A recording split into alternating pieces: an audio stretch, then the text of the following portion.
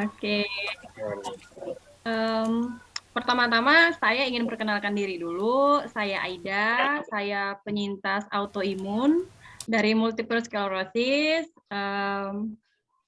Saya mengucapkan terima kasih sebelumnya dengan Mbak Marsanda udah meluangkan waktunya untuk bisa sharing dengan kita di sini dalam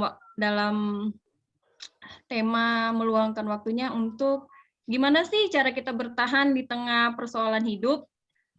Saya juga terima kasih dengan teman-teman semuanya dari teman-teman Difabel Shine, dari Bipolar Care Indonesia, dan juga teman-teman dari MS dan NMO.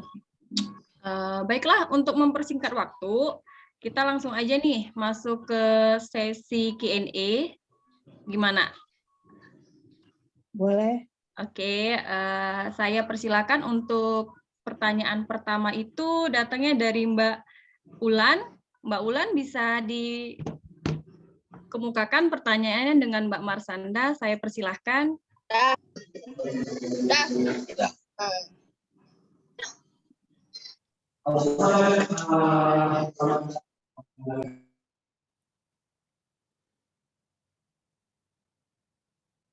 Sorry, saya nggak dengar suara apa-apa. Halo? Halo. Halo? Hai. Suara saya kedengeran? Kalau dari akunya kedengeran sih Mbak Marsandanya. Sip. Kedengeran kok, Kak. Oke. Oke, Mbak Wulan udah bisa, atau tadi Mbak Marsanda udah denger aku dari awal atau baru dengeran ini? Baru denger, aku pas masuk jam 1. Oh gitu. Mm-mm. Oh ya udah, aku ulangin lagi ya. Oke, silakan. Oke, selamat siang semuanya teman-teman. Saya Aida, saya dari Medan. Saya penyintas autoimun multiple sclerosis.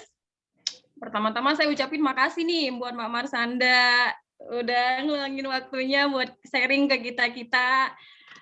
Saya juga makasih banget buat teman-teman semuanya, teman-teman dari Difabel Shine, dari Bipolar Care Indonesia, dan teman-teman dari MS dan NMO. Karena waktunya terbatas nih Mbak ya, kita langsung aja masuk ke sesi Q&A-nya. Ini pertanyaan pertama itu datangnya dari Mbak Ulan. Mbak Ulan ada nih. Halo? Halo?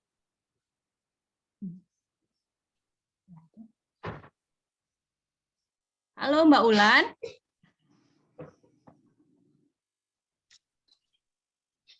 Kalau tidak ada, tolong Aida tanyakan saja ya. Oke, kalau begitu saya wakilin aja pertanyaannya. Gini nih Mbak Marsanda, Mbak Ulan mengajuin pertanyaan. Aku mau tanya bagaimana sih sekarang, apa sudah stop obat farmakoterapi 100%? And then setelah mengikuti terapi yang di LA, ketamin terapi, bagaimana efek dan dampak yang dirasakan secara signifikan? Oke, untuk obat, jadi saya itu sebelum mulai menurunkan dosis, itu mulai saya lakukan, sebenarnya tuh saya kan didiagnosa bipolar disorder, ada beberapa diagnosa lainnya juga sebenarnya seperti apa namanya throughout the years sambil berjalan waktu gitu ya. Jadi tahun 2007 itu major depression, 2009 bipolar, terus kayaknya 2014 gitu generalized anxiety disorder. Cuman saya nggak terlalu terpaku dengan saya ini saya itu gitu, tapi saya memanage diri gitu. Nah, perjalanan saya untuk mencoba nurunin dosis memang udah berkali-kali sih dilakukan gitu. Jadi sekitar 9 kali lah mencoba gitu. Tapi 8 kali pertama itu saya mencoba nurunin dosis tanpa mengedukasi diri dan cara yang benar dan tepat sesuai dengan kebutuhan saya secara fisik dan mental yang jadinya tuh tidak destruktif ke diri sendiri gitu, yang tetap bikin saya tetap stabil nih walaupun saya turun. Saya punya cara lain untuk menghandle kalau emosi lagi rilis, ada rasa takut, rasa sedih dan sebagainya gitu-gitu tuh semua itu baru saya miliki sekarang. Jadi bekal ya, ibaratnya bekal itu dibutuhkan ketika aku dan semua yang memang kalau punya niat untuk menurunkan dosis tuh perlu sekali bekal gitu. Selama journey nurunin dosis itu kalau mau sampai 0 ya sampai 0 gitu. Tapi satu note yang saya harus tekankan adalah bukan menjadi goal saya wajib nggak minum obat lagi. Jadi yang menjadi goal saya adalah saya mau sehat, saya mau stabil, saya mau tetap bisa berfungsi. Jadi kalau misalnya end up-nya nanti saya mengalami kondisi di mana harus naik lagi dosisnya dan sebagainya, kata psikiater saya, dia bilang, jangan mendefinisikan diri kamu atau nilai diri kamu dari, aduh saya lemah nih harus minum obat gitu. Dia pikir, menurut dia, you are so much more than your medicine. Jadi jangan jadikan obat itu tolok ukur apakah kita sudah hebat atau kita masih lemah, apapun itu. Nah, saya sendiri, setelah terapi di Amerika kemarin, sebenarnya itu kan saya ke US akhir Agustus. Cuma nurunin dosis itu sudah berproses dari bulan Juni. Nah, sambil menjalani terapi itu, bekal apa sih yang dari tadi saya sebut itu, bekal-bekal apa aja yang saya miliki dan saya coba lakukan. Selain saya konseling, saya melakukan terapi ketamin yang di US, saya mengambil namanya light and sound healing therapy. Jadi saya masuk ke dalam satu tube kayak box gede gitu, muat buat satu orang. Terus di dalamnya saya dipaparkan dengan instrumen musik dengan frekuensi sekian hertz serta cahaya lampu dengan warna tertentu yang tujuannya itu untuk menargetkan depresi, untuk menghealing depresi. Terus udah gitu ada lagi healing proses yang lain yang dijalankan terus menerus gitu. Jadi nggak cuma satu cara terus berharap itu akan menghasilkan goal yang saya mau gitu, turun dosisnya. Jadi banyak sekali modalitas penyembuhan atau maintenance mental gitu. Nah selain itu juga yang saya sadari adalah walaupun kita sudah punya banyak banget bekal dan support system, yang terpenting malah mengizinkan diri untuk nggak apa-apa kita merasa. Karena kan bagi kita yang punya mental illness misalnya, kita kan minum obat-obatan psikiatri yang memang fungsinya itu untuk menurunkan sensitivitas kita dalam merasa. Dan itu memang ada banyak orang yang aku pun juga butuh itu gitu loh. Maksudnya itu bukan sesuatu yang buruk, bukan sesuatu yang salah. Jadi ada orang yang memang membutuhkan obat-obatan dengan dosis tinggi agar tetap bisa berfungsi, tetap bisa baik sama pasangan, sama anak, kita tidak jadi toksik, kita tetap bisa bekerja dan lain-lain. Nah kemarin ketika saya memutuskan mau turunin dosis, psikiater saya pun kayak bikin assessment gitu, melihat apakah saya memang siap atau tidak. Karena kalau misalnya memang realitanya saya sebenarnya belum siap, dia juga nggak merekomen itu karena bisa jadi berbahaya, bisa suicidal, bisa depresi yang tidak terkontrol dan sebagainya gitu. Jadi saya harus dilengkapi dengan bekal-bekal. Lalu dari US sampai sekarang, dari bulan Juni sampai sekarang, kalau ditanyain dosis, ini saya open aja. Jadi saya itu minum ada 4 obat. Ada Abilify. Abilify itu antipsikotik. Tadinya sebelum dari US itu awalnya dosisnya 11 mg. Abilify, mungkin ada di sini yang banyak yang tahu Abilify juga. Terus saya minum Brintelix. Brintelix itu antidepresan. Itu tadinya saya minum Brintelix itu 2 mg sebelum pas bulan Juni. Dan satu lagi Merlopam. Merlopam itu clorazepam atau benzodiazepin. Nah itu saya minum juga, itu 2 mg juga. Dan satu lagi obat tidur. Karena saya memang ada masalah dengan insomnia dari SMA.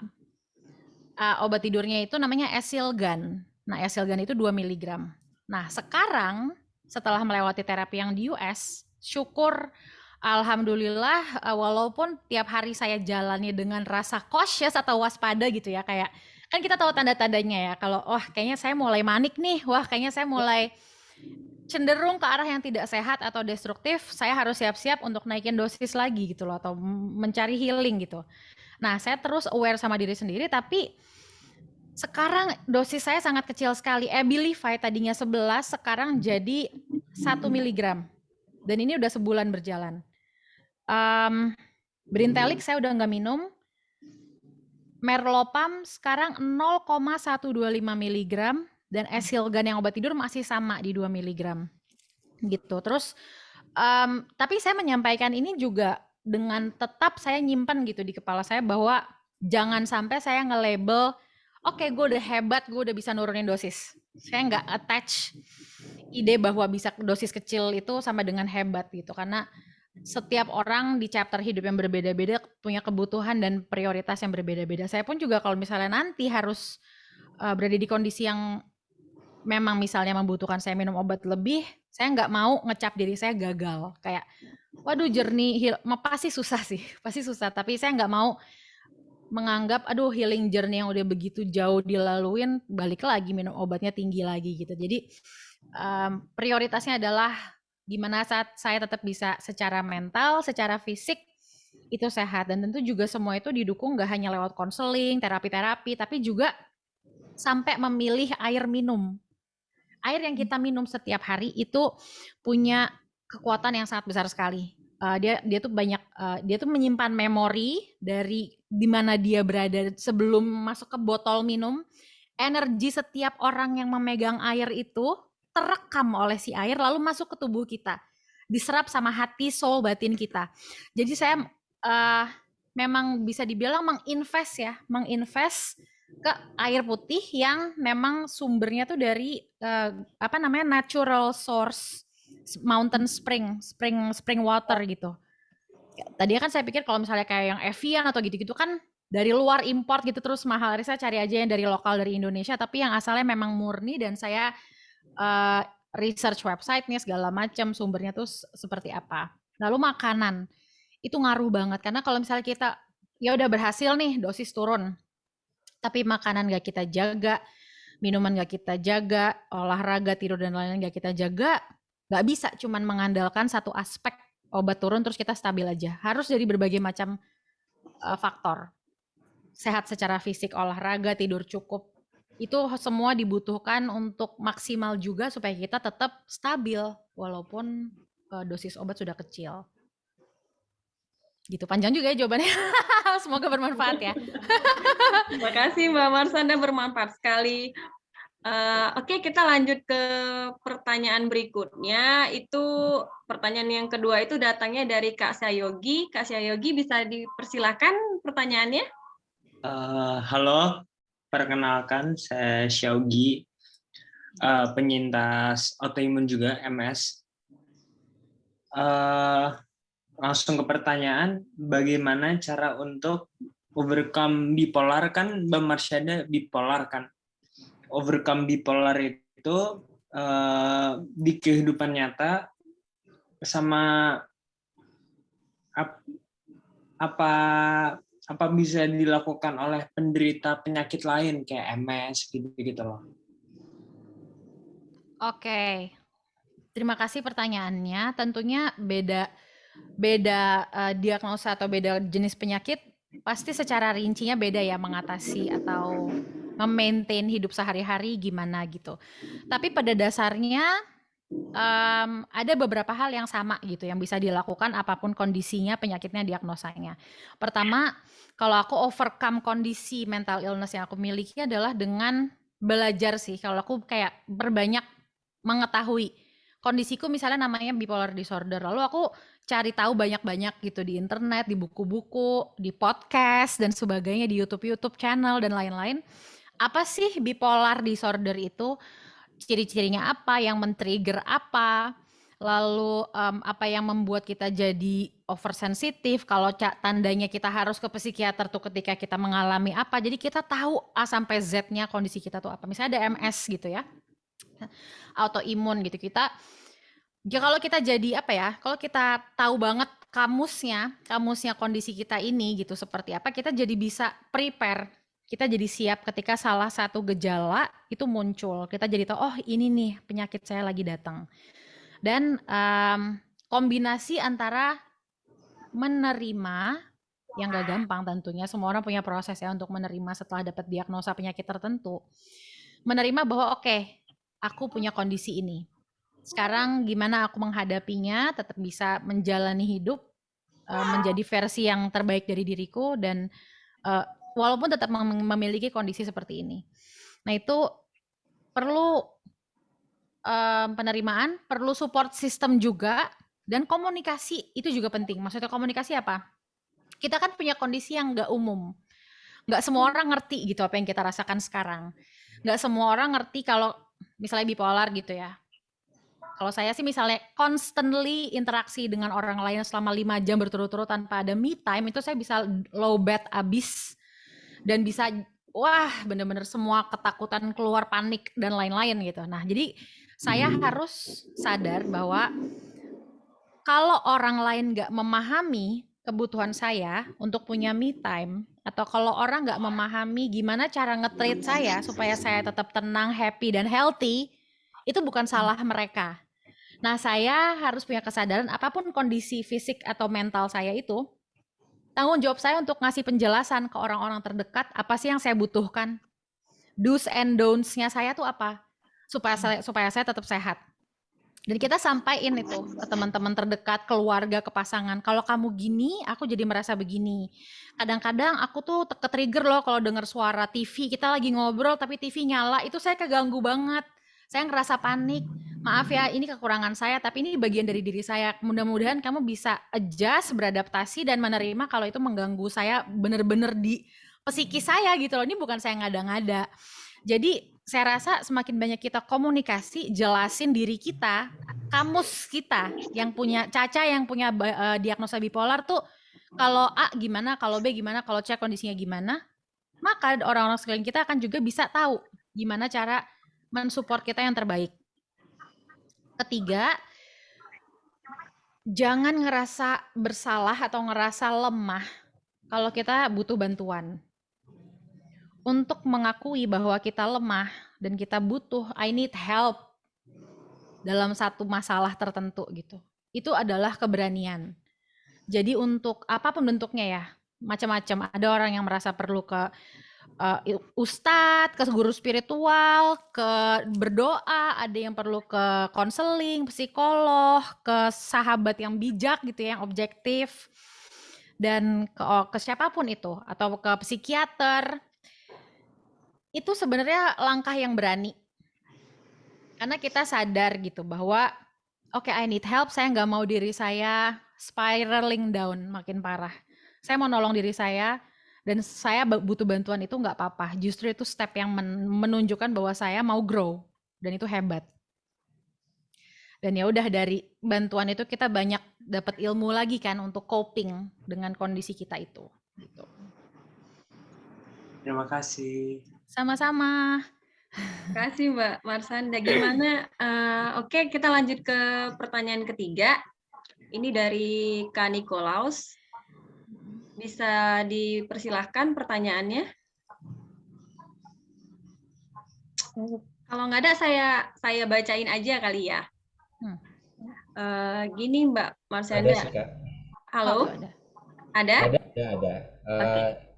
Halo Kak, saya Nikolaus Chandra. Saya penderita SCI, Spinal Cord Injury, cedera tulang belakang karena jatuh kecelakaan dari lantai 4. Nah, pertanyaannya saya untuk Kak Marsyanda nih, bagaimana sih tipsnya untuk bisa bertahan dengan kekurangan dan menjadi bersahabat dengan kekurangan itu?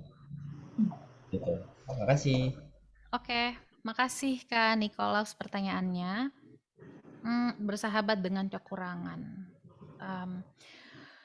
Ketika proses awal mengalami gitu ya kondisi yang wah ternyata saya mengalami musibah gitu, misalnya jatuh sehingga saya punya kondisi tertentu yang jadi mengakibatkan saya punya syarat-syarat dalam hidup gitu untuk tetap well, untuk tetap sehat dan lain-lain. Emang berat, tapi ketika kita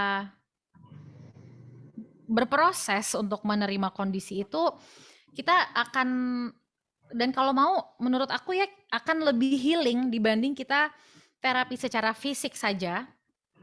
Maksudnya kalau kayak spinal cord injury itu kan fisik ya, bukan kayak mental gitu.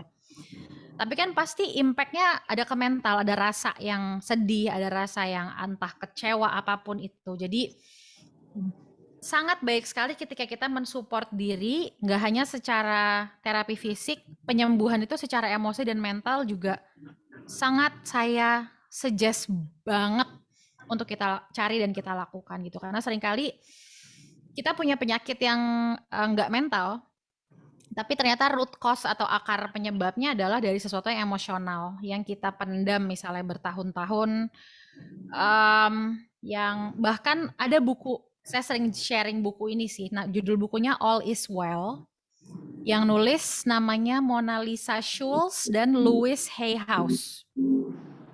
Louise Hay dan Mona Lisa Schulz. Di buku itu dijelasin segala macam penyakit, bukan mental saja, sampai ke kanker, masalah gigi yang berulang-ulang, breast cancer, penyakit addiction, permasalahan berat badan, segala macam penyakit, diabetes. Itu dia meneliti secara saintifik dan secara spiritual dia kombinasikan. Dia sampai mempetakan ada tujuh kategori yang misalnya gini, kalau kita punya masalah dengan gigi atau di area jaw, di area rahang yang berulang-ulang, itu bisa lebih dari 90% kepastiannya penyebabnya adalah orang ini indecisive atau tidak bisa memutuskan. Terus ada lagi, yang punya masalah dengan otak, misalnya ya bipolar contohnya, atau yang lain-lain yang bermasalah dengan brain, itu dia punya masalah antara lebih banyak pesimis dibanding optimis. Itu. Terus ada lagi misalnya yang bermasalah dengan weight gain atau menjaga berat badan yang nggak bisa di-manage, plus addiction dan masalah pencernaan. Itu kalau nggak salah, kalau pencernaan ya, masalah pencernaan misalnya punya diare berulang-ulang dan sebagainya, itu katanya gini, orang ini sebenarnya secara emosional dia merasa saya punya potensi besar, harusnya saya nggak kerja di tempat saya kerja sekarang. So, I can do better, I can do bigger things. Saya tuh nggak meant to be here. Tapi saya juga takut untuk keluar dari kantor, karena nanti resikonya gimana, saya nggak bisa. Saya masa bangkrut dulu berbulan-bulan nggak, kalau nanti nggak langsung dapat pekerjaan gimana. Jadi saya stay di pekerjaan yang sekarang terpaksa, padahal saya tahu potensi saya lebih besar. Itu stucknya di area pencernaan. Kayak gitu-gitu. Dan lain-lain ya, detailnya ada di buku All Is Well itu. Jadi yang saya mau coba sampaikan adalah apapun kondisi, bahkan sampai injury yang kita punya, itu lebih dari 80-90% penyebabnya emosional atau mental. Gitu. Jadi jadikan kondisi kita itu sarana untuk mencari apa sih yang tubuhku nih lagi mau kasih tahu sama aku sekarang. Kenapa dia melakukan ini? Kenapa tubuh aku luka? Kenapa tubuh aku ibaratnya kalau kita mengalami injury atau punya diagnosa tertentu, sebenarnya tubuh tuh lagi bunyi alarmnya, ngasih tahu kita ada sesuatu yang salah yang udah terjadi begitu lama. Saya sudah mencari perhatianmu, Ca. Misalnya tubuhku tuh ngomong gitu loh. Saya sudah ngasih tahu ke kamu, saya nggak nyaman nih, saya ngerasa gini sekarang melalui misalnya perutnya mual, melalui kepalanya pusing, tapi kita sering nyuekin. Intuisi tubuh fisik kita itu sering ngasih tahu ke kita. Lama-lama yang awalnya berupa bisikan, pesan-pesan dari tubuh itu agar kita sehat, jadinya sebuah teriakan. Teriakan itu artinya apa? Jadi illness, jadi penyakit, jadi injury. Bahkan ada penelitian juga yang mengatakan kalau orang yang mengalami, aku baru nonton tadi, lupa lagi, pokoknya dibilang orang yang mengalami kecelakaan atau musibah yang fatal secara fisik gitu, itu sebenarnya karena dia ada yang tidak balance di hidup dia. Dan ada juga yang bilang nosebleeds, mimisan, itu adalah sebenarnya manifestasi dari pain dalam hati yang nggak pernah dianggap, nggak pernah diakui. Lalu kanker adalah bentuk duka yang nggak pernah diproses, gitu-gitu. Jadi badan kita itu merupakan vessel yang ngasih tahu kita sebenarnya apa yang kita perlu lakukan agar kita tetap stay alive. Ketika kita ignore, cuekin itu bertahun-tahun, dia akan bermanifestasi jadi penyakit. Dan penyakit kronis juga termasuk terutama gitu. Karena ketika udah dapat diagnosa penyakit kronis, apalagi yang nggak bisa disembuhkan, itu sebenarnya tubuh lagi ngasih tahu, stop right there, make a change, rubah cara hidup lo karena gue udah nggak bisa lagi ngejalanin yang seperti lo jalanin selama ini. Make a change gitu. Jadi jadikan kondisi itu sarana untuk healing. Apa yang sebetulnya nggak kelihatan secara kasat mata, tapi sudah berteriak-teriak minta kita sembuhkan. Mudah-mudahan bermanfaat ya. Oke, makasih Mbak Marsanda. Jadi kayak healing is feeling. Kayak Yes. begitu, right? Mm-mm, Oke, kita lanjut ke pertanyaan berikutnya. Itu dari Mbak Bonita. Ke mute ke Aida. Halo? Oke. Oke. Ya. Pertanyaan berikutnya dari Mbak Bonita Kusuma. Bisa dipersilahkan pertanyaannya?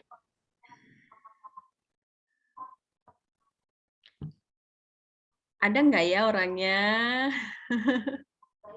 Kalau nggak ada, aku bacain bisa. Bagaimanakah cara mengatur keuangan? Karena keuangan adalah salah satu alasan keinginan untuk kita suicide kita tuh muncul, gitu. Suicide dia tuh muncul gitu loh, Mbak. Maksudnya suicide mau bunuh diri? Oh, I guess. Apa tadi? Suicide? Dia, iya, suicide saya muncul gitu. Jadi keuangan penyebab dia mau suicide. Yes, maybe. Boleh tanya ke orangnya langsung nggak ya untuk make sure apakah itu maksudnya? Takutnya salah nangkep nih kita. Iya. Adakah Adakah orangnya? penanyanya boleh kalau ini takutnya ngejawab atau salah? Halo. Halo. Halo, Mbak Bonita Kusuma. Tidak ada sepertinya. Oh, nggak ada. Nggak ada. Ya, boleh dilempar pertanyaan lain aja kali ya. Oke. Oke. Kita lanjut ke pertanyaan berikutnya nih. Oke. Kita lanjut ke pertanyaan berikutnya, itu dari Mbak Hani. Bagaimana cara berdamai dengan diri sendiri atas pengkhianatan dan luka? Oke, Mbak. Cara berdamai dengan diri sendiri Dan luka. akibat pengkhianatan dan luka.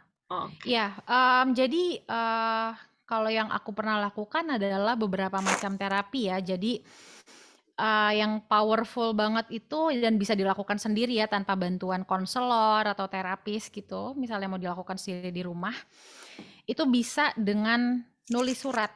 Dan ini sering aku share. Mungkin juga teman-teman di sini ada yang pernah dengar ya surat Ho'oponopono.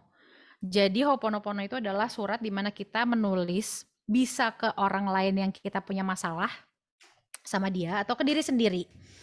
Jadi kalau kita lagi banyak ngerasa nge-reject diri sendiri gitu, kita bisa tulis itu buat diri sendiri. Nah, ada formatnya, ada rumusnya.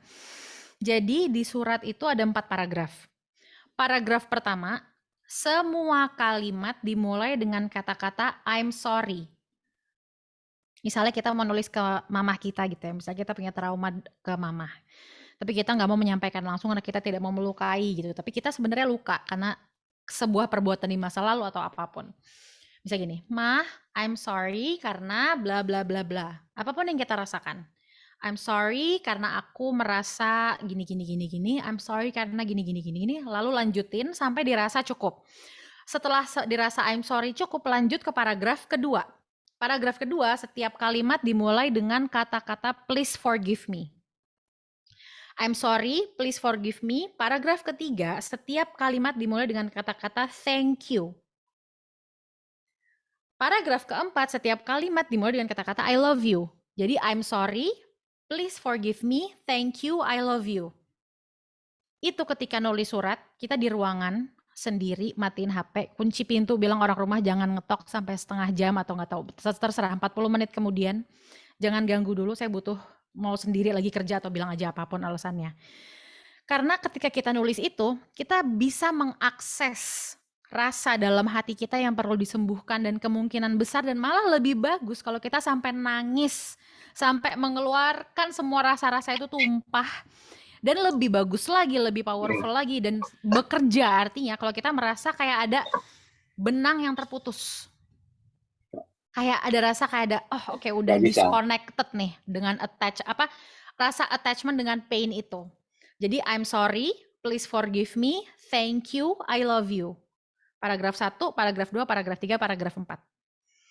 Itu sangat healing, sangat powerful, apalagi untuk orang yang mengalami pengkhianatan, dibohongi, abandonment atau ditinggalkan, luka kepada orang lain atau marah. Dan surat itu terserah, kita nggak harus bacain ke orang ya, di-keep buat diri sendiri, mau dibuang, apapun itu bebas. Tapi itu sangat powerful. Dan ada banyak sih terapi-terapi lainnya juga, ada namanya forgiveness therapy. Coba nanti bisa cari aja di YouTube mungkin atau di Google forgiveness therapy. Terus bisa juga misalnya hipnoterapi, itu banyak banget kalau yang mau di-guide sama seorang terapis gitu, dan itu powerful juga sebenarnya. Tapi kalau mau coba sendiri bisa yang Ho'oponopono tadi. Oke, gimana? Seru sekali ini. Kita lanjut ke pertanyaan berikutnya ya. Ini datangnya dari Mbak Nia. Mbak Nia-nya ada?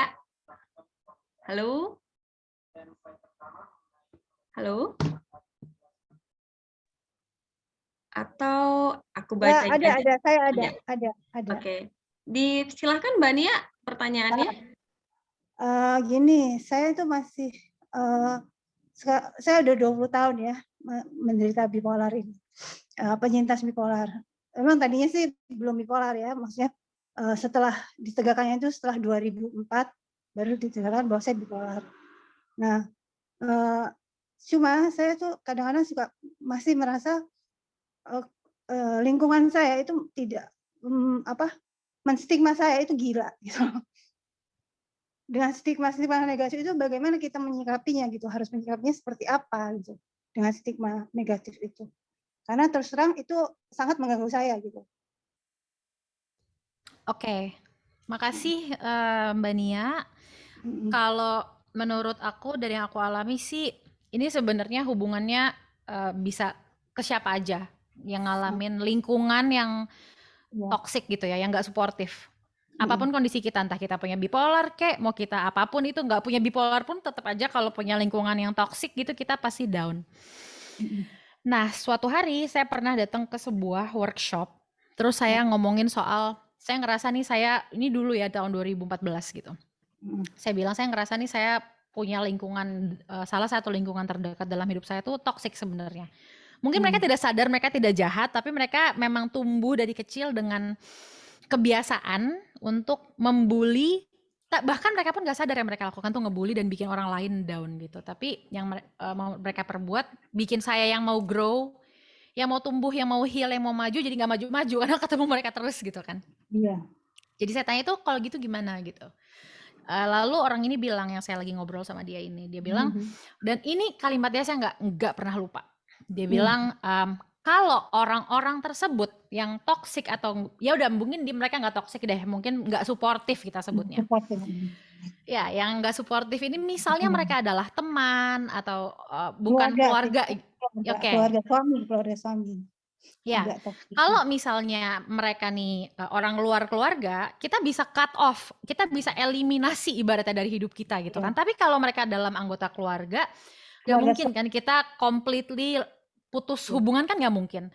Jadi kata dia, yang bisa dilakukan adalah minimalisir interaksi dengan mereka. Misalnya kita sering ketemu nih, misalnya ketemu normally selama ini seminggu 5 hari gitu. Kuranginlah jadi misalnya seminggu 2 hari aja. Atau enggak, tapi nggak usah bilang sama mereka saya mau menjauh atau apapun. Tapi kita lakukan action itu gitu. Dan misalnya pun nggak, misalnya serumah gitu deh.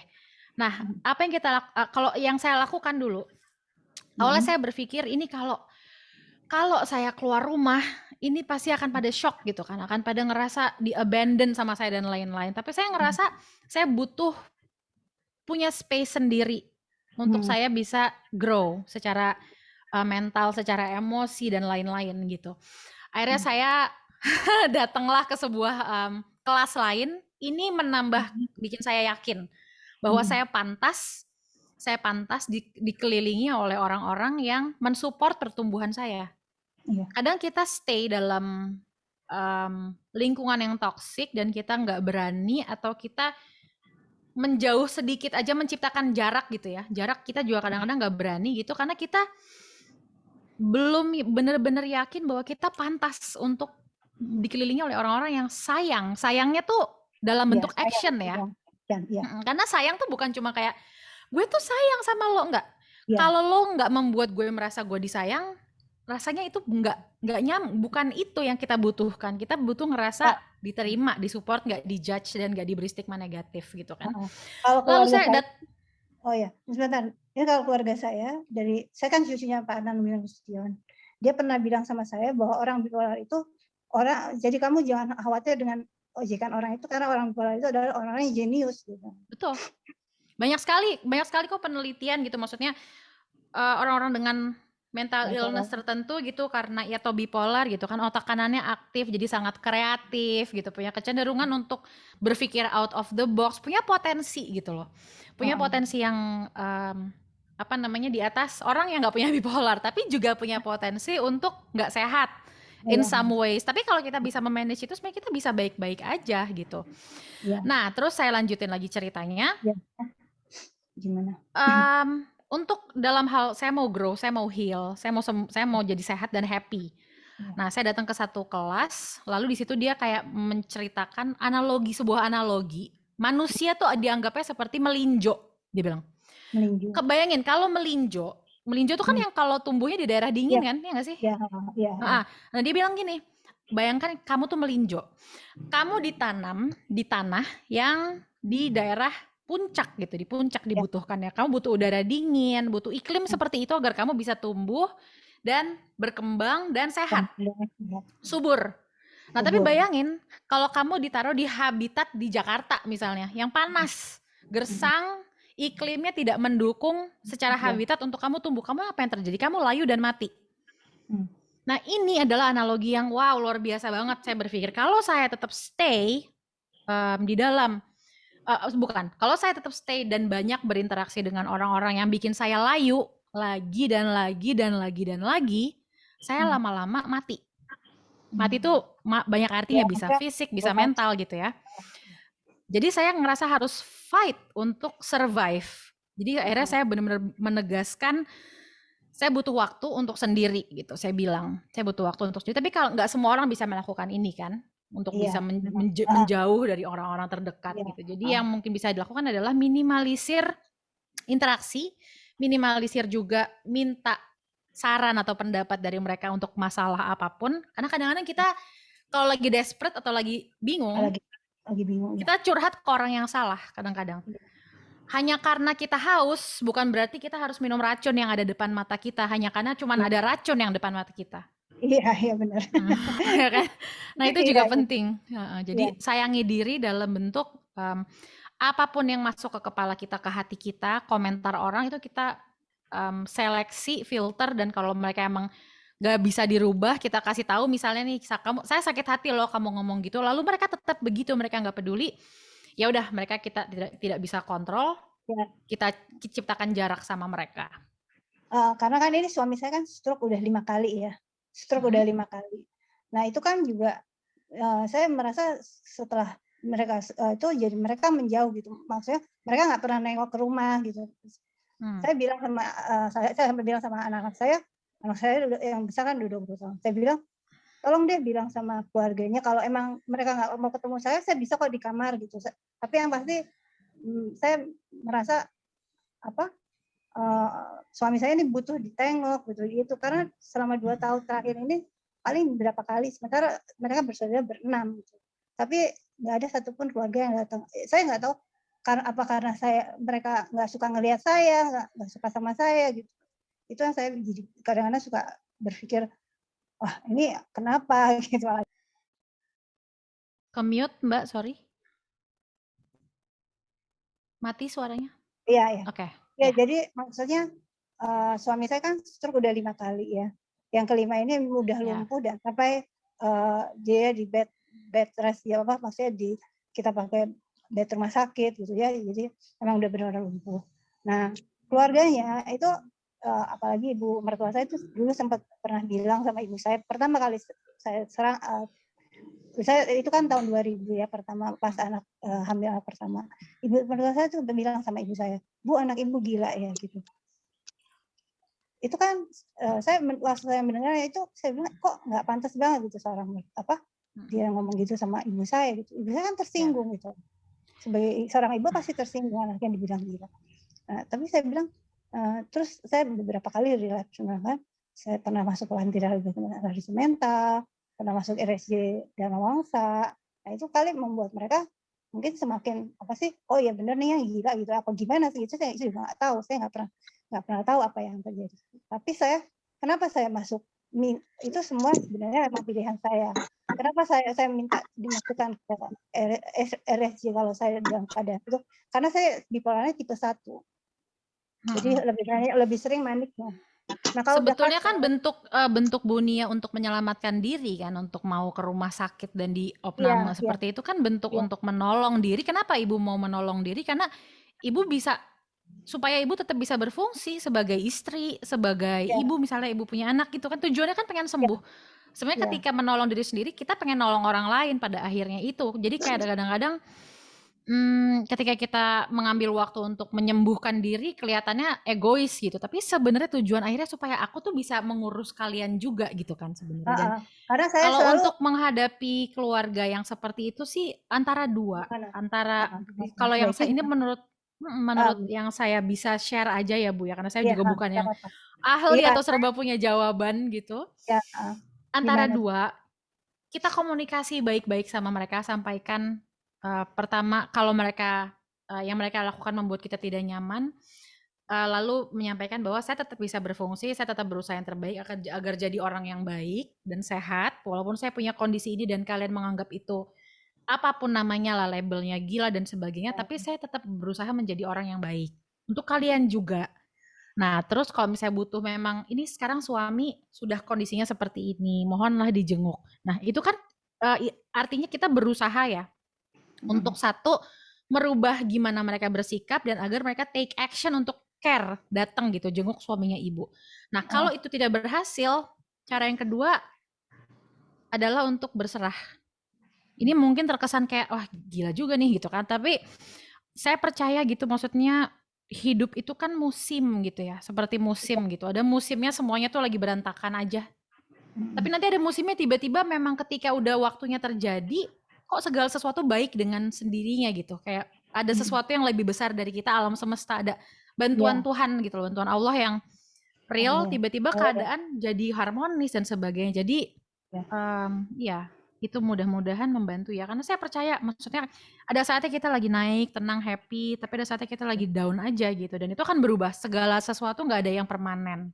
Nah, saya juga udah pernah jadi kan Pak Buyung udah meninggal ya. Sebelum meninggal tuh dia ada pesan sama saya gitu. Yang sudah meninggal? Siapa? Almarhum Anton Buyung Nasution, pengacara Oh saya. Iya. Ya, saya cucunya, saya cucu dari anak pertama.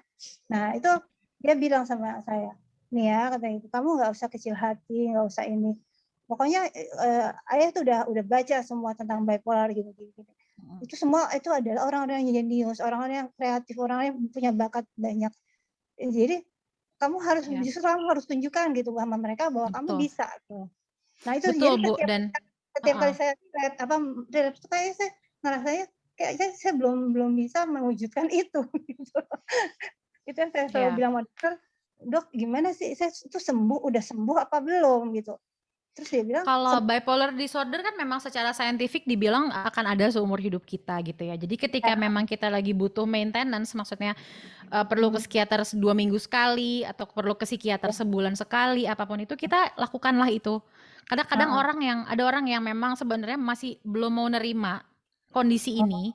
Jadi orang tersebut kayak agak ada ketidakmauan atau rasa enggan untuk ketemu dengan konselor, psikiater dan sebagainya gitu. Dan untuk cari pertolongan itu nggak bisa hanya sebulan terus sesudah sebulan berlalu kita berhenti gitu. Jadi harus konsisten terus, dan nggak hanya lewat psikiater aja. Jadi punya psikolog. Jadi bedanya kalau psikiater itu kan mereka yang mereka lakukan adalah ngasih preskripsi resep obat. Kalau psikolog kita bisa talk, terapi kita ngomong, mereka kasih kita tools untuk menghadapi masalah kita gitu, tanpa ada resep obat gitu. Jadi berbagai bentuk pertolongan dan support itu saya sarankan untuk kita selalu punya keinginan besar untuk dapetin terus dan konsisten. Karena banyak PR-nya gitu loh. Saya rasa orang-orang yang punya mental illness itu kenapa bisa sampai terdiagnosa punya mental illness, karena kita bertahun-tahun hidup sebagai orang yang tidak mengizinkan diri untuk merasakan emosi-emosi yang gak nyaman.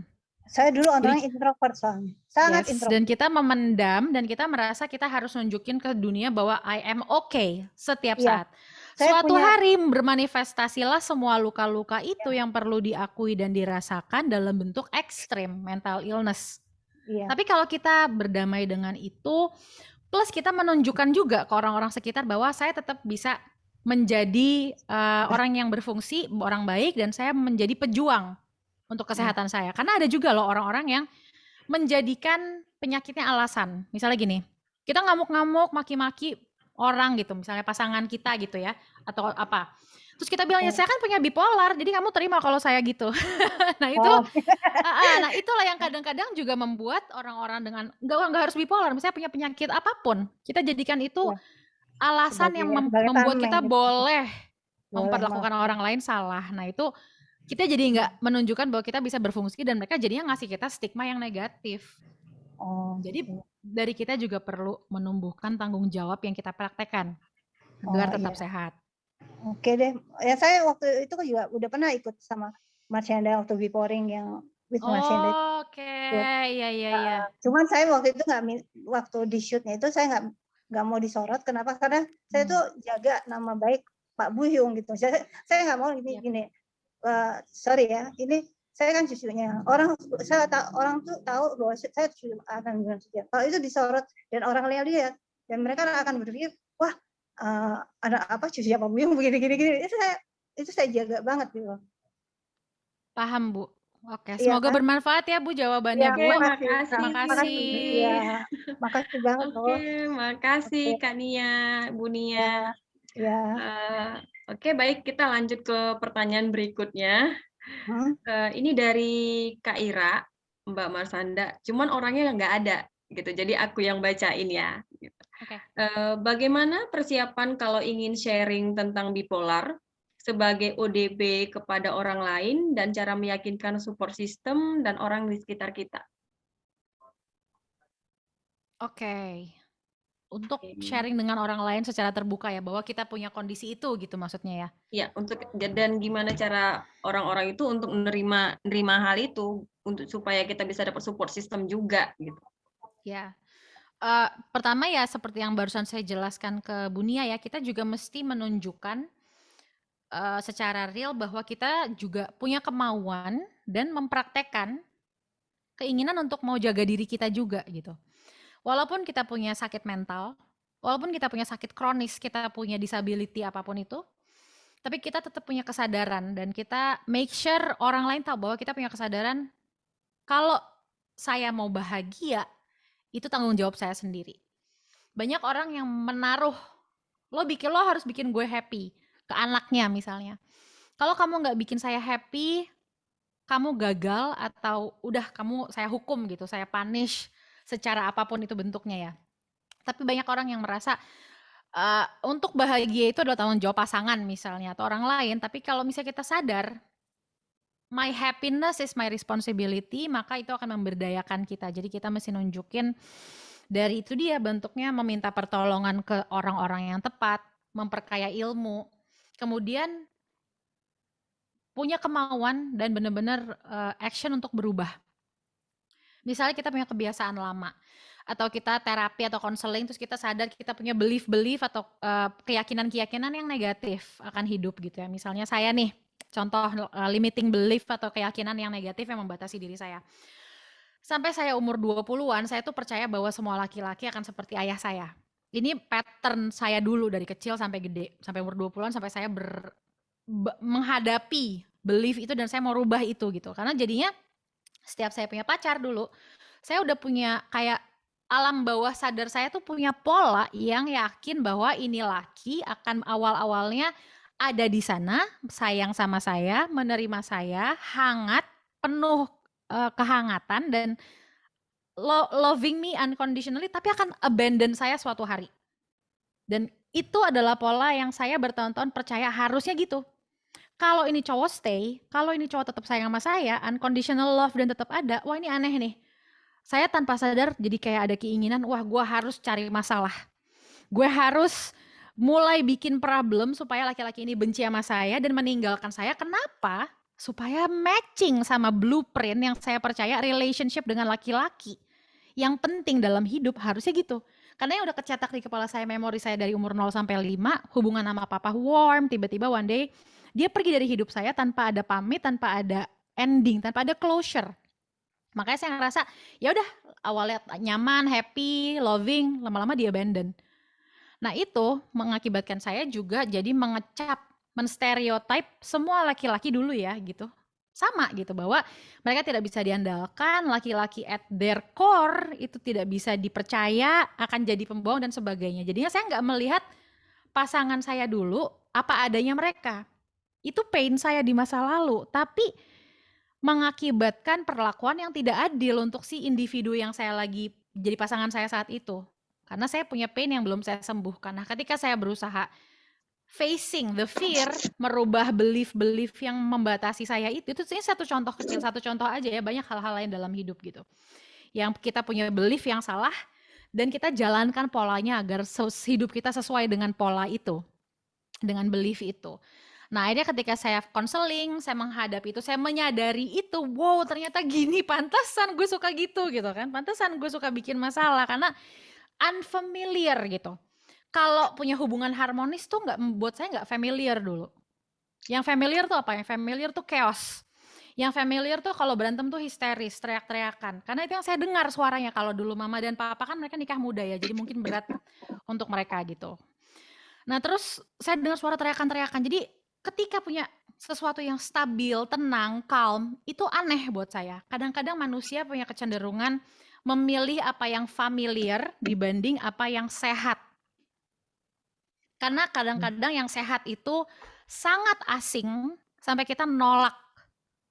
Kita lebih milih sesuatu yang kita udah kenal lama walaupun itu painful buat kita. Makanya ada orang yang bisa stay di dalam hubungan yang abusive walaupun dia secara fisik dipukulin segala macam, tapi itu sesuatu yang dia udah tumbuh bertahun-tahun dengan itu. Kalau dia nggak gitu, dia aneh bagi dia. Maka dia butuh itu terjadi secara alam bawah sadar terus menerus. Jadi untuk mengenal belief kita, mematahkan lingkaran setan yang akan tercipta terus karena kita belum healing pain kita, itu penting banget. Dan satu lagi yang penting adalah memang trauma-trauma di masa lalu, luka batin yang ada dalam diri kita yang bikin kita punya bipolar disorder atau mental illness atau apapun trauma lainnya dalam hidup, yang bikin kita luka, itu memang bukan tanggung jawab kita. Itu sampai terjadi seperti itu tuh kita bisa terluka tuh bukan tanggung jawab kita. Tapi gimana di masa depan kita bisa heal, sembuh, hidup sehat, itu tanggung jawab kita. Kalau kita nggak nyembuhin itu, kita akan ulang ke anak kita. Banyak orang yang bilang, saya nggak akan kayak gini ke anak saya nggak akan marah kayak papa, saya nggak akan ninggalin anak saya kayak papa saya, atau saya nggak akan marahin anak saya seperti mama saya. Tapi ketika sudah punya anak, kita tanpa sadar mengulangi itu dan sepertinya di luar kontrol kita gitu. Karena itu kita belum heal itu. Gitu. Jadi sangat penting untuk memutus lingkaran setan itu dengan menghadapi ketakutan kita. Jadi poinnya itu memang healing Bertanggung itu jawab. Bertanggung jawab. Jadi kita memang kalau apapun itu illness-nya kita memang harus kenalin body kita sendiri ya kan Mbak Marsanda ya. Baru kita bisa cari jalan keluarnya. Support system. Iya, dan kalau ngomongin soal support system juga sangat aku support ya kalau misalnya memang suka sharing gitu sebagai seorang individu gitu, sharinglah sebanyak-banyaknya gitu sama mereka, entah di sosial media gitu, tentang apa sih kondisi ini, gimana sih biar survive, dan pikir gimana caranya setiap saya sharing ini ada manfaatnya buat orang yang lihat.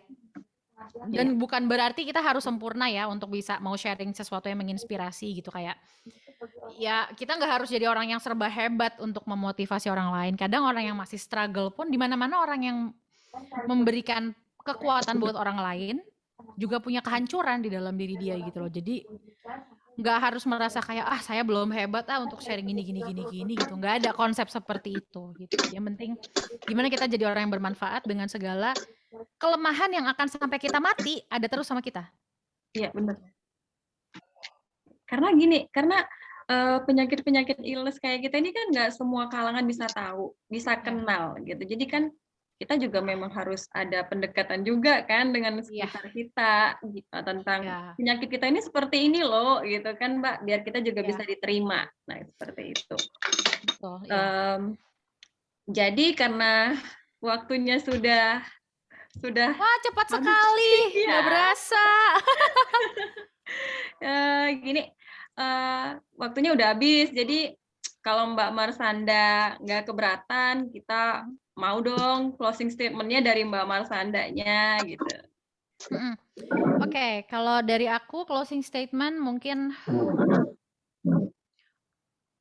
satu hal yang membuat aku sendiri, aku paling bisa ngambil contoh dari diriku gitu ya, yang contoh yang paling bisa aku relate gitu dan mudah-mudahan bermanfaat buat semua. Kenapa aku bisa, walaupun even until sampai hari ini pun aku masih punya banyak kekurangan gitu, masih banyak hal yang aku kadang-kadang down, depresi juga, sempat beberapa bulan lalu merasa suicidal pun aku masih ngalamin itu gitu.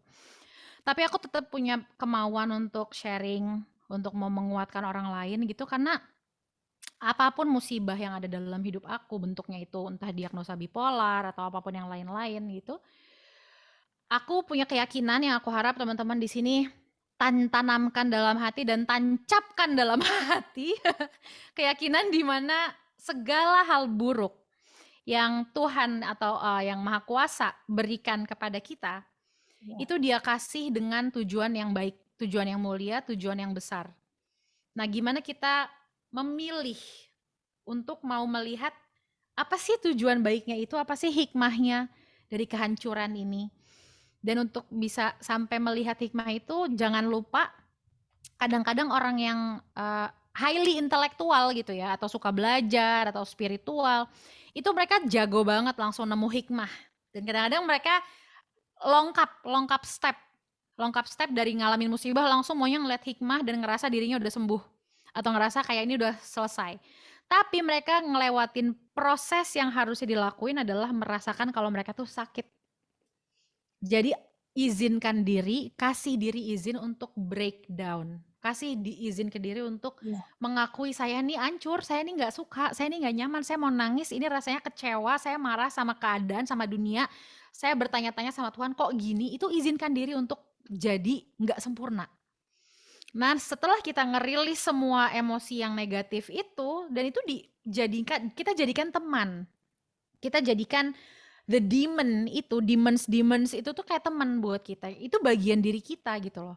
Nah, dengan kita merasakan, kita nangis, kita keluarkan di tulisan, kita terapi dan lain-lain, konseling, kita ekspresikan, baru mereka akan bisa meninggalkan badan kita. Rasa-rasa negatif itu, baru kita akan benar-benar ketika melihat hikmah, kita tulus merasakan hikmahnya memang real gitu.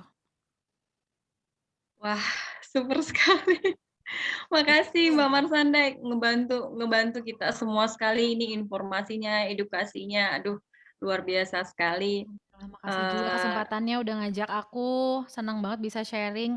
Karena jujur aku ngerasa, wow, aku selalu mengingatkan diri gitu dan aku pengen ngingetin semua bahwa aduh nggak perlu jadi orang yang mencapai apa dulu gitu untuk kayak bermanfaat, karena aku pun punya banyak banget kekurangan gitu loh. Aku punya banyak banget struggle yang belum komplit, belum sampai garis finish gitu, tapi bisa dikasih kepercayaan sama semuanya dan hati yang terbuka untuk mendengar masukan dari si Caca ini yang apa sih gitu.